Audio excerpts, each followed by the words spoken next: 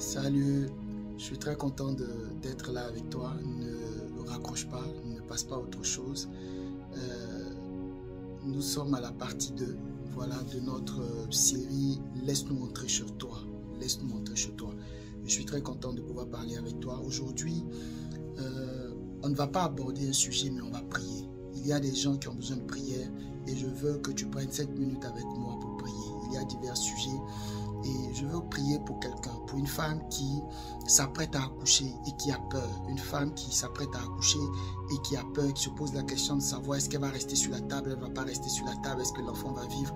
Et je veux prier avec toi. Seigneur, je te rends grâce, je te dis merci pour cette femme-là qui s'apprête à accoucher, qui entend cette voix-là, qui entend cette prière. Je prie, éternel mon Dieu, que elle et son enfant, éternel mon Dieu, se lève saine et sauve après, éternel mon Dieu, cette opération, éternel mon Dieu, qu'elle va subir, qu'elle sorte de là et que tout aille bien, que l'enfant aille bien, que elle aussi aille bien dans le nom de Jésus. Je veux prier, éternel mon Dieu, pour une deuxième personne qui cherche depuis des années un enfant et qui n'a pas d'enfant. Je prie ce jour-là que pendant que je suis en train de prier, que l'Éternel lui-même forme un fœtus au niveau de ta bassesse, quel qu'en soit le problème qu'il y avait, que l'Éternel te détache de ton passé et que l'Éternel lui-même, par sa grâce, puisse te donner la rétribution des méchants. La Bible dit dans Ésaïe le chapitre 65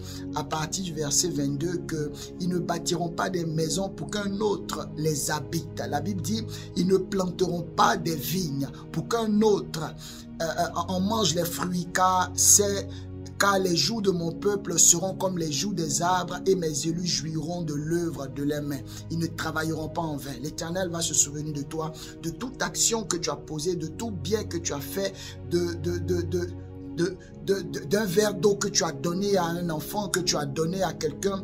L'Éternel va se souvenir de chaque fois que tu as eu à apporter de l'aide à un enfant. Quand on dit qu'un enfant est né, tu es allé apporter assistance. Et pour cela, que l'Éternel féconde ta bassesse. Je prie maintenant que l'Éternel féconde ta bassesse. Que l'année prochaine, à la même période, que tu puisses avoir ton enfant à toi. La kasi brashabakata, les shabayota rabasi kabakata yante. Je veux prier pour quelqu'un. Tu es allé à l'hôpital et on t'a diagnostiqué un cancer qui est bénin. Un cancer qui est tout petit et qui vient d'être formé. Mais je veux prier. Seigneur, pendant que je suis en train de parler par la puissance de ton nom, que cette personne soit guérie. Elle a un rendez-vous dans 1 mois et demi, dans 45 jours. Et quand elle lira qu'on dise que le cancer a disparu par la puissance de Jésus-Christ de Nazareth. Seigneur, je veux prier. Je veux prier pour une famille. Je veux prier pour une famille qui ne s'en sort pas financièrement. Une famille de 5 enfants qui ne s'en sort pas financièrement. Là, il y a la rentrée et ça court dans tous les sens parce que n'arrivait pas à joindre les deux bouts. Mais je prie, éternel mon Dieu, que ton vent de guérison souffle jusqu'à dans cette famille et que, Père, tu leur accordes le secours. Tu n'as pas changé. Que tu leur apportes le secours. Béni sois-tu, Seigneur. Béni sois-tu, Seigneur. Je veux parler à une autre personne qui a du mal à dormir. Tu n'arrives pas à dormir. Tes sommeils sont de plus en plus lourds. Tu as des nuits blanches.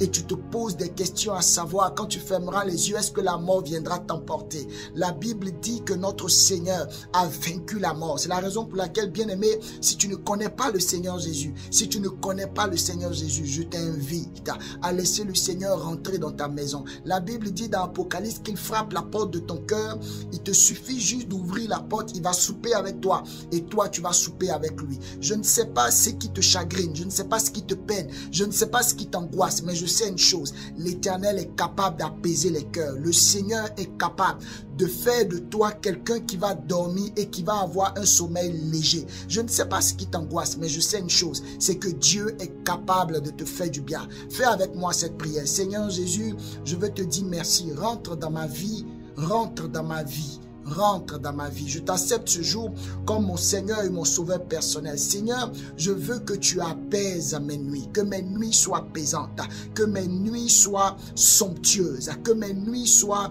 douces. Je veux passer d'agréables nuits. La dernière fois que j'ai passé une telle nuit, ça date de plusieurs années. Mais Seigneur, pendant que je te fais cette prière le soir, pendant que je te fais cette prière la journée, pendant que je te fais cette prière à midi, Seigneur, que ma nuit soit paisible au nom de Jésus.